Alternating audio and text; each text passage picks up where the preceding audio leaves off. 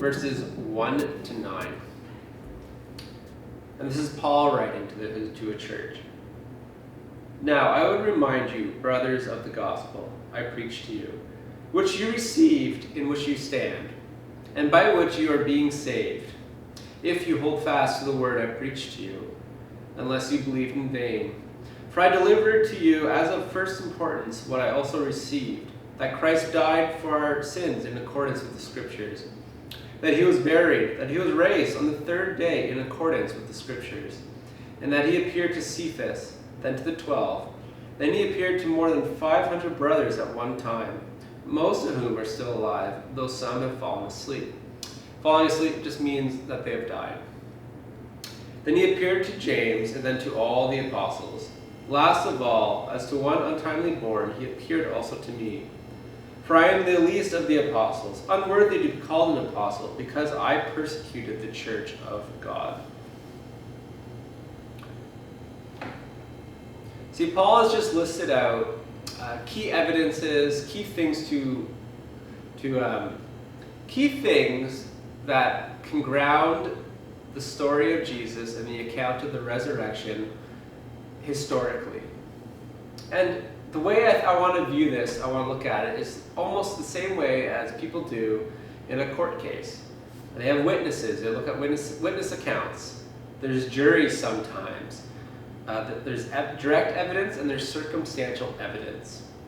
And we can use this text to look at that, because Paul just lists out really easily things. Now some of you might be saying, well, Matt, you just read this account and this is the 21st century. We know that this is a fairy tale. But there's a difference between a fairy tale and a historical account. Fairy tales have no historical grounding. Christianity has historical grounding. And we're going to go through this right now. So in verse 3, I read, for I delivered to you as of first importance what I also received, that Christ died for our sins in accordance with the Scriptures. Now some of you might be asking, how do you know Jesus really died? Well, let's walk through it. You see, the account of Jesus' death is very detailed, and it begins after the Last Supper, which is Jesus just having supper with his disciples. He leads them to the garden so he could pray with them, because Jesus at this time has predicted his death 3 times, and he knows he's going to die. He knows the death he's about to have, and he's extremely stressed. He's going through extreme psychological stress. Now some of you might be saying, well, Matt, this is the moment where apparently Jesus sweats blood. That's impossible. You see, there's medical conditions for each thing I'm about to talk about, but for the sake of any doctors watching, I'm not going to try to pronounce the names because they're actually quite hard to say. See, the first medical condition is associated with high stress. And the definition is that it begins with severe anxiety, causing a release of the chemicals that break down the capillaries in the sweat glands. As a result, there's a small amount of bleeding into these glands, and the sweat comes out with a tinge with a small amount of blood. You see, as Jesus was sweating, he was sweating in high stress, as we all sweat when we're stressed.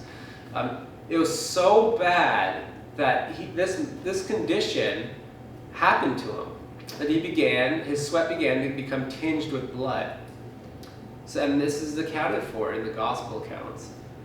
And his skin would have become, this is another part of the condition, would have become so fragile and sensitive that as he went in to get flogged only a couple hours later, it would have been even more painful for him.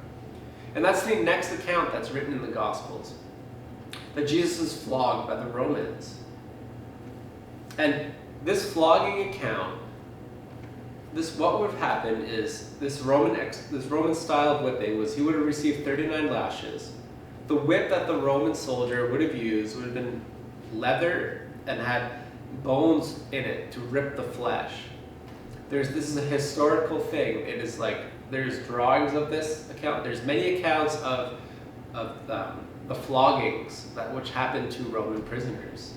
See, the back would have become so shredded, it gets so bad that it would tear to the underlying skeletal muscles. A 3rd century historian writing about the Roman floggings says, "The sufferer's veins were laid bare, and the very muscles and the bowels of the victim were open to exposure." Many people would die just from this. If they didn't, they would most likely go into another condition. And this condition is basically shock, a very intense form of shock. And it causes fainting, collapsing. The body craves a fluid because of the loss of blood. And this is all seen in the gospel accounts. You see Jesus as he's led out to be crucified to his execution site. He collapses, and he can't get up. He can't carry his cross, because the Romans would make prisoners carry their own cross after that. He can't do it. He is so already far gone that the Romans had to get a man named Simon, as accounted in the gospel, and force him to carry Jesus' cross. And later in the gospel accounts, as Jesus is on the cross, that he yells, "I thirst," and they give him something to drink. And this is because of that condition. He is so thirsty from the loss of blood. And at this point, Jesus would be in critical condition. He would be just at the point of death already. Most people would be dead after being whipped and then forced to carry something with extreme weight. There is very little chance that someone would survive. And then in the next account, Jesus is crucified. He is nailed to a cross, not in his hands, as a lot of old pictures or statues of Jesus on the cross that show. It would be through the 2 bones in his wrists, because that would hold you on. If you're nailed in your hands, that wouldn't hold you on. Your hands would just rip apart. And you see, the crucifixion process was so painful that they had to invent the word excruciating for this account. And the word literally means out of the cross. Then when the person is put up on the cross, they're left there to die.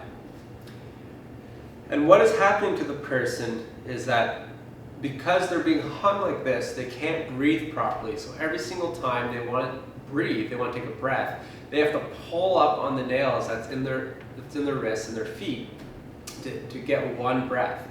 And then they'd fall back down. And this would just keep happening and happening and happening until the body just can't physically do it anymore. The person's just so exhausted that they just start to suffocate because they can't breathe anymore.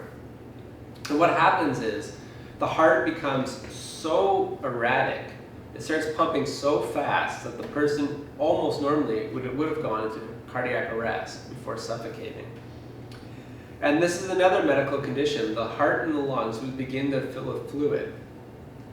And then in the account, they wanted to make sure Jesus was dead because he died quite quick.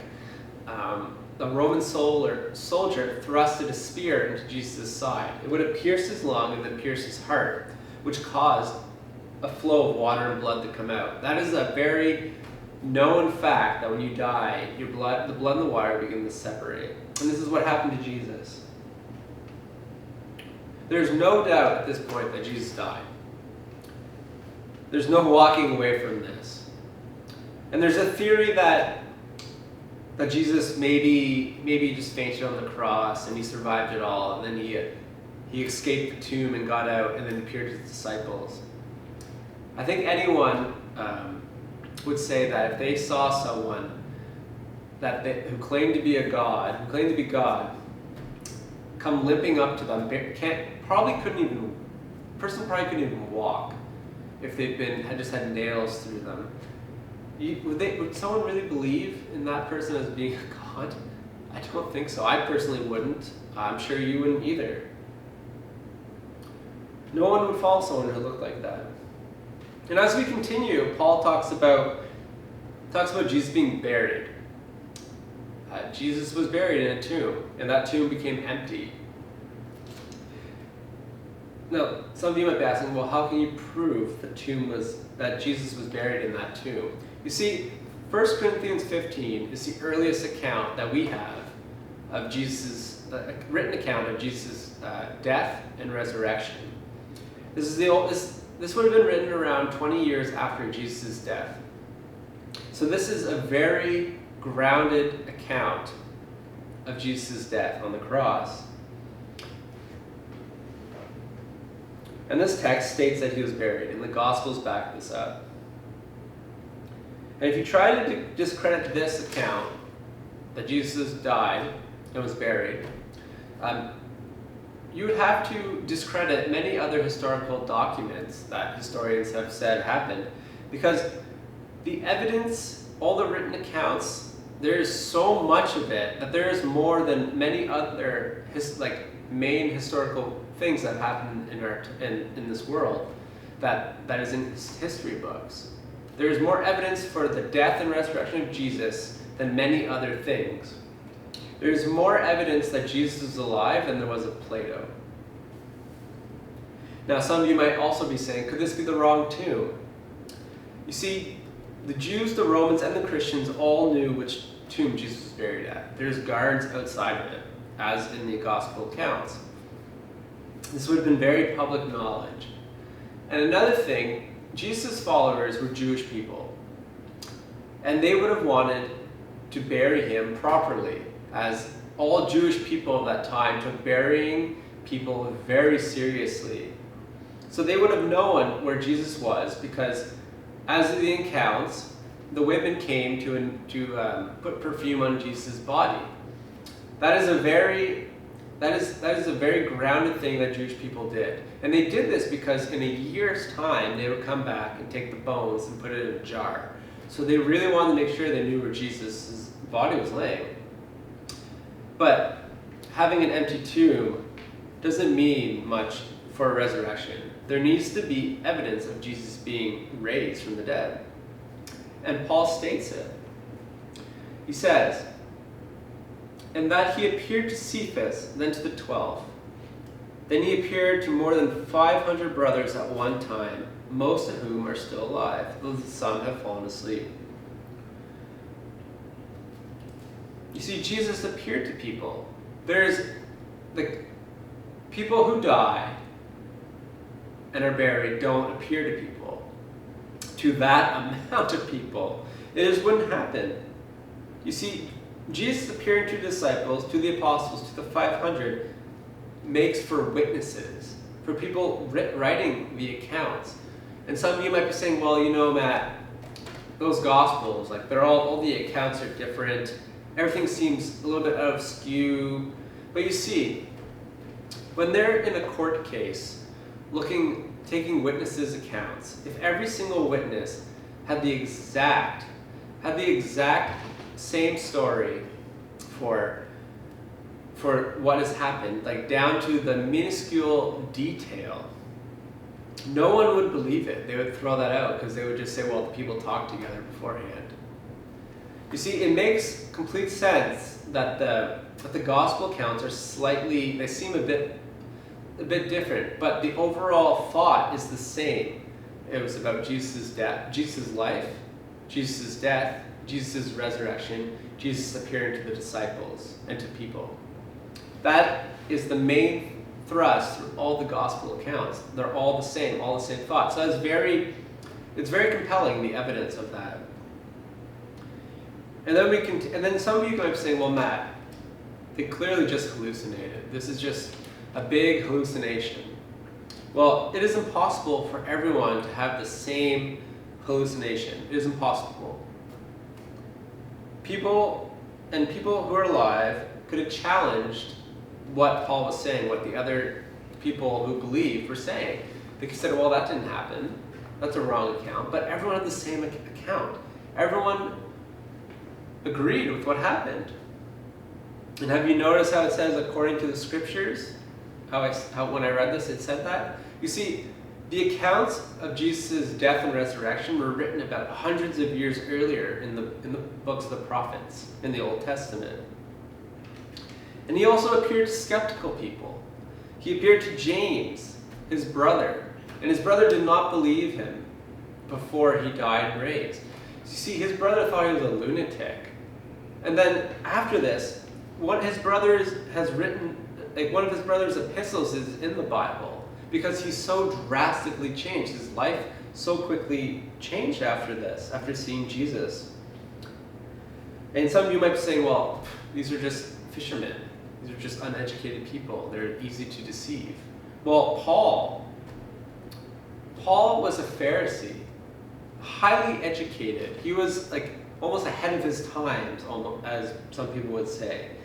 And this man sought to destroy Christianity with a passion. He would seek people out in different towns and bring them to jail, most likely for them to be executed for blaspheming. You see, the account of Jesus dying, being buried, and rising from the dead is extremely credible. There's so much evidence for it that most historians have to say that this has happened because of all the evidence for it. You see, people's lives were changed then so drastically, a big 180. And it happens now, and you can see it all through the world. How people's lives are just changing in every single country. This is not just a North American religion. It's in Africa, it's in Asia, it's in Australia. It is all over, everywhere. Christianity has been changing people's lives. And I can say that about myself. I was going the complete opposite direction. And then God revealed himself to me, and I became a Christian. You see, don't take my word on it. Search out the evidence of the resurrection. And if you have any more questions, feel free to contact us. You can check out our website at messiahchurch.ca, or you can contact us at info@messiahchurch.ca.